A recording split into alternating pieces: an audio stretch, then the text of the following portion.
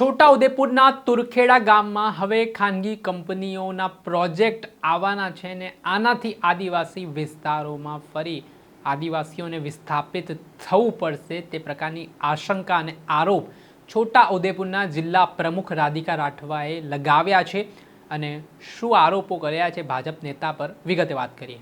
વૈષ્ણવજન તો તેને કહીએ જે પીડ પરાઈ જાનાને રે।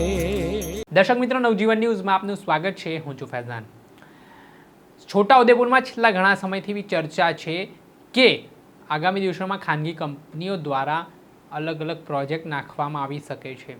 ચૂંટણી સમયે જોકે આ વાત ભારતીય જનતા પાર્ટીના નેતાઓ દ્વારા નકારી દેવામાં આવી હતી ને આવું કંઈ પણ થવાનું નથી, પરંતુ ગઈકાલે તુરખેડા ગામમાં કેટલાક ખાનગી કંપનીના લોકો આવતા આ બાબતે હવે આજે છોટાઉદેપુર જિલ્લાના આમ આદમી પાર્ટીના પ્રમુખ રાધિકા રાઠવા દ્વારા આક્ષેપો કરવાની શરૂઆત કરવામાં આવી છે અને કહ્યું છે ચૂંટણી પૂર્ણ થઈ ગઈ છે એટલે ભારતીય જનતા પાર્ટીના નેતાઓએ, સાંસદોએ, ધારાસભ્યોએ જે લોકો સમક્ષ આવીને વચન અને વાયદા કર્યા હતા તે ખોટા ઠરી રહ્યા છે, કેમ કે હવે ખાનગી કંપનીઓના માણસો છે તે ગામમાં સર્વે માટે આવી રહ્યા છે ને આ પરિસ્થિતિના કારણે આદિવાસી વિસ્તારમાં વિસ્થાપિત થવાનો વારો ફરી એકવાર લોકોને આવી શકે છે ને આને લઈને તેમણે ભાજપના જે નેતાઓ છે તેમની સામે રોષ વ્યક્ત કર્યો છે અને લોકોને શું કહ્યું તે સાંભળો।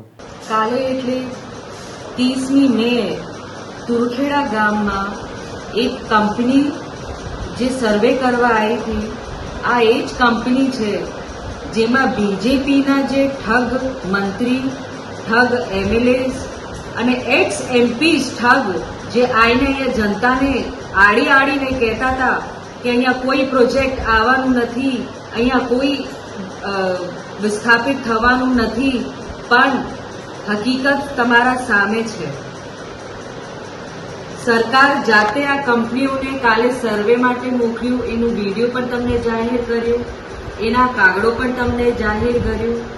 તો હું જનતાને કહેવા માંગુ છું, યાદ છે અમે કહેતા હતા કે જૂઠ બોલે કૌવા કાટે, અને આ ઠગ મંત્રીઓ આવીને તમને જે વાદો કરેલો એ બધું ખોટું નીકળ્યું।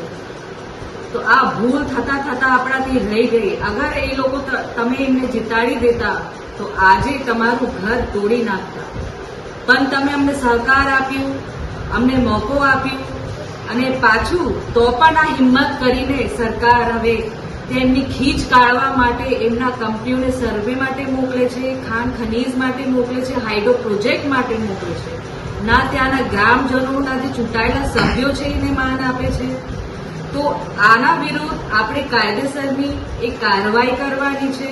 આ ગેરકાયદેસર જે અંદર આ કંપનીઓ જાય છે અને ગામડાઓને હેરાન કરે છે અને એમને નુકસાન કરે છે, એના વિરુદ્ધમાં આપણે બધાને અવાજ ઉઠાવવાની છે અને આગળ આપણે આના વિશે લડત આપવાની છે।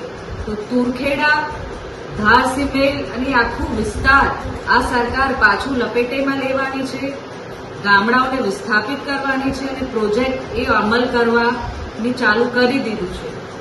તો હું સરકારને કહેવા માંગુ છું કે અમારા આદિવાસીઓની તમે જમીન છીનવાનું બંધ કરો, આ પ્રોજેક્ટો બંધ કરો। આ પ્રોજેક્ટો ફક્ત તમે ઉદ્યોગપતિને ફાયદો પહોંચાડવા માટે કરો છો, આ કોઈ આમ જનતાને ફાયદો થવાનું નથી ને અમારા આદિવાસી સમાજને આ ફાયદો થવાનો છે।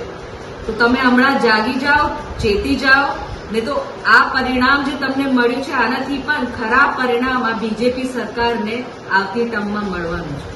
જ્યાં આપણે સાંભળ્યા હતા છોટાઉદેપુર જિલ્લાના પ્રમુખ રાધિકા રાઠવા, તેઓ કહી રહ્યા છે કે જનતાએ તેમને જે ચૂંટણી જીતાડી છે, આ વખતે જે જનતાના આશીર્વાદ મળ્યા છે તેના કારણે લોકોએ જે સાથ સહકાર આપ્યો છે, ત્યારે આવી કંપનીઓના જે પ્રોજેક્ટો છે તેઓ સફળ નહીં થવા દે, આદિવાસી વિસ્તારમાં આ પ્રકારની પ્રવૃત્તિઓ છે તે નહીં ચલાવી લેવામાં આવે ને ભારતીય જનતા પાર્ટીના સાંસદ, ધારાસભ્ય સામે તેઓ લાલઘુમ જોવા મળ્યા ને કોઈ પણ કિંમતે, કોઈ પણ ભોગે તુરખેડા ગામમાં જે પ્રોજેક્ટ આવવાનો હોય તે રદ કરવા માટેની તેમણે માંગ કરતા રાજકારણ ગરમાવાની શરૂઆત થઈ છે।